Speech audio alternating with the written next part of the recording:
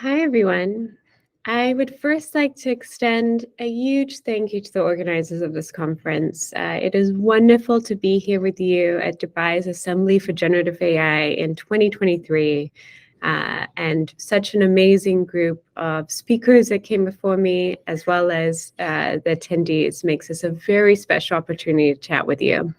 I'm sad I can't be there with you in person at the beautiful Dubai's Museum of the Future, but I'm very glad to be able to share this keynote with you now. So today I'd like to share a little bit about Cohere and what I do at Cohere. And to start with, maybe I'll share a little bit about my role. So I lead research at Cohere for AI. My role is to design the next generation of models. So what comes next? And I'm happy to share some of my thoughts on what will be important for these next models. Cohere as a company gives machines the ability to speak. It's imparting language to models. This is a special time. So before Cohere, I was at Google Brain. I've done a lot of research in different AI, but this is a special time that has resonated around the world as equipping these models to really, in many ways, connect and have fluent speech in a way that wasn't previously possible. And why this has resonated is that for a long time, over natural language processing history, it wasn't possible to generate coherent, fluid speech or to have the direct business impact that generative AI can make, because it's made the cost of generating information much lower. And so we're able to iterate more quickly. We're able to try out different ideas in a more parallelized fashion. My role at Cohere is to design what comes next. So we think a lot about where these models will go next. In particular, things like how do we make these models serve languages outside of just English? At your gathering today, there are certainly languages represented which are not well served by current generative AI models. Much of what my team is doing and what we'll also be sharing externally later this year is language models which cover 101 languages, which better serve languages around the world. And this is important to make sure this technology serves everyone. Another key bet is how do we make sure that these models preserve privacy?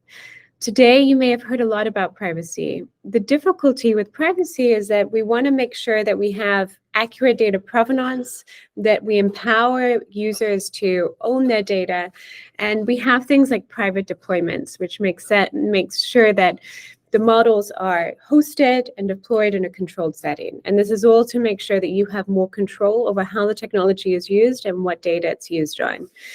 These are really important topics, not just technically, but also in terms of how we govern. My team works a lot because this is a very important time where overnight an idea is touching the lives of millions of people, thinking about how we do it responsibly. So a lot of my work is engaging with governance partners across MENA, across Europe, across the US, and Asia, and thinking about how we enable responsible deployment. This involves things like privacy. So how do we ensure good privacy standards, and how does it exist within existing frameworks? But also, how do we make sure that we have robust red teaming, so we're able to understand where these models are brittle before we deploy? We're constantly open to collaborating with different partners. And so part of this keynote, I hope, will be the start of many continued conversations as you are all thinking within your own frameworks about how these models are deployed. I want to talk a little bit about just what special moment it is in technological history. I only have 10 minutes with everyone, so I just want to take a step back and talk about where we are. Computer science is actually very short as a discipline. Formal modern computer science started in the 1950s after World War II, when radio transmissions built up a critical mass of technical expertise that was then applied to the modern computer. If you think about that, that is really such a short period of time. It means that essentially we've bridged one full generation. And we're at this exciting moment where we have really powerful models that can be tools that are both beneficial or cause pause in terms of how we think about their use. I think that we're about to embark on a profound, exciting way in which how humans communicate and how we're empowered to experiment and try new ideas. But I also think it's really interesting to think about the fact that over the last few decades, there's been many choices along the way that have empowered this. And in some ways, the future of AI is open to anyone because our discipline is so short and the experts are such a small group that I really think that the next stage will also be empowering people to build this technology in many different ways across the world.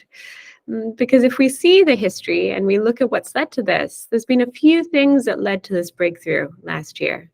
One is the scaling of models. We've gone bigger and bigger. The other is this fundamental issue of hardware. We all switched to GPUs, and that's what led to the breakthrough in deep neural networks.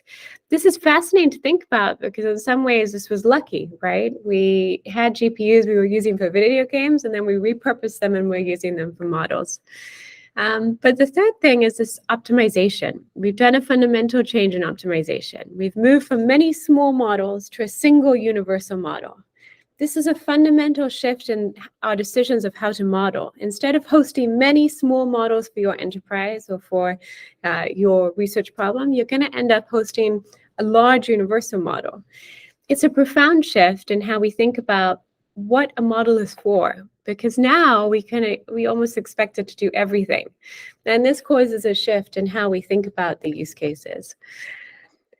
Having been part of this particular breakthrough and seeing how quickly this technology has been adopted, I'm actually very optimistic that the next chapter of computer science history is going to be shaped by companies and research groups all over the world. Because for me, the short history tells me that in some ways, the future is wide open. There's many different ways in which we're going to continue to shape this technology. And a lot of what my team works on is making sure that the technological impact reaches businesses and research groups and users all over the world. We want this to be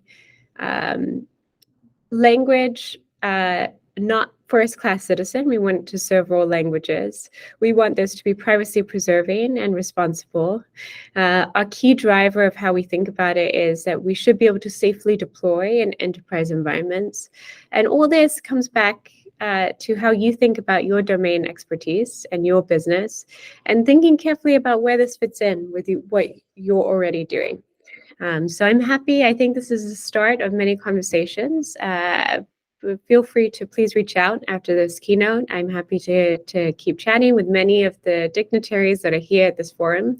And I just want to extend a thank you again to the organizers for this wonderful forum and bringing everyone together for this assembly on generative AI.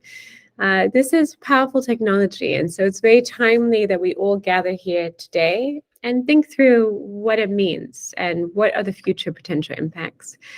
So thank you very much, and please do reach out if you want to continue the conversation.